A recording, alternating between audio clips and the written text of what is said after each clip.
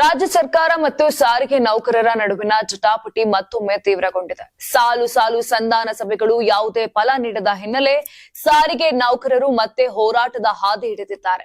ಸರ್ಕಾರದ ಮೇಲೆ ಒತ್ತಡ ಹೆಚ್ಚಿಸುವ ಉದ್ದೇಶದಿಂದ ಬೆಂಗಳೂರು ಚಲೋ ನಡೆಸಲು ದಿನಾಂಕ ಕೂಡ ನಿಗದಿಪಡಿಸಿದ್ದಾರೆ. ಸಾರಿಗೆ ನೌಕರರ ಒಕ್ಕೂಟದ ನೇತೃತ್ವದಲ್ಲಿ ಜನವರಿ 29ರಂದು ಬೆಳಗ್ಗೆ 10ರಿಂದ ಸಂಜೆ 4ರವರೆಗೆ ಬೆಂಗಳೂರಿನಲ್ಲಿ ಬೆಂಗಳೂರು ಚಲೋ ಚಳುವಳಿ ನಡೆಯಲಿದೆ. ಫ್ರೀಡಂ ಪಾರ್ಕ್ನಲ್ಲಿ ಶಾಂತಿಯುತ ಪ್ರತಿಭಟನೆ ನಡೆಸಲು ನೌಕರರು ನಿರ್ಧರಿಸಿದ್ದಾರೆ. ಹಾಗಾದ್ರೆ ಬಸ್ ಓಡಾಟ ಇರುತ್ತಾ ಅಂತ ಕೇಳಿದ್ರೆ ಎಚ್.ವಿ. ಅನಂತ ಸುಬ್ಬರಾವ್ ನೇತೃತ್ವದಲ್ಲಿ ಈ ಹೋರಾಟಕ್ಕೆ ಕರೆ ನೀಡಲಾಗಿದ್ದು ಕೆಎಸ್ಆರ್ಟಿಸಿ ಸೇರಿದಂತೆ 4 ಸಾರಿಗೆ ನಿಗಮಗಳ ನೌಕರರು ಭಾಗವಹಿಸುವ ಸಾಧ್ಯತೆ ಕೂಡ ಇದೆ.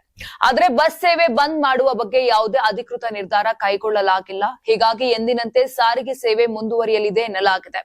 ಆದರೂ ಬೆಂಗಳೂರು ಚಲೋ ಹಿನ್ನೆಲೆ ಜನವರಿ 29ರಂದು ನಗರದ ಕೆಲವು ಭಾಗಗಳಲ್ಲಿ ಟ್ರಾಫಿಕ್ ಜಾಮ್ ಉಂಟಾಗುವ ಸಾಧ್ಯತೆ ಕೂಡ ಇದೆ. ಕಾರ್ಮಿಕ ಸಂಘಟನೆಗಳ ಮಾಹಿತಿ ಪ್ರಕಾರ ಸಾರಿಗೆ ನೌಕರರಿಗೆ ಕಳೆದ 38 ತಿಂಗಳಿನಿಂದ ವೇತನ ಬಾಕಿಯಾಗಿದೆ. ಅಲ್ಲದೆ 2024ರ ಜನವರಿ 1ರಿಂದ ಜಾರಿಯಾಗಬೇಕಿದ್ದ ವೇತನ ಪರಿಷ್ಕರಣೆ ಇನ್ನೂ ಅನುಷ್ಠಾನಗೊಂಡಿಲ್ಲ.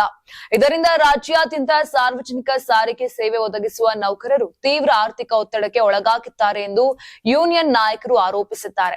ಜನವರಿ 29ರಂದು ಬೆಳಗ್ಗೆ 10ರಿಂದ ಸಂಜೆ 4ರವರೆಗೆ ಫ್ರೀಡಂ ಪಾರ್ಕ್ನಲ್ಲಿ ಶಾಂತಿಯುತ ಪ್ರತಿಭಟನೆ ನಡೆಸಲಾಗುತ್ತದೆ ಎಂದು ಸಾರಿಗೆ ನೌಕರರ ಒಕ್ಕೂಟಗಳು ತಿಳಿಸಿವೆ.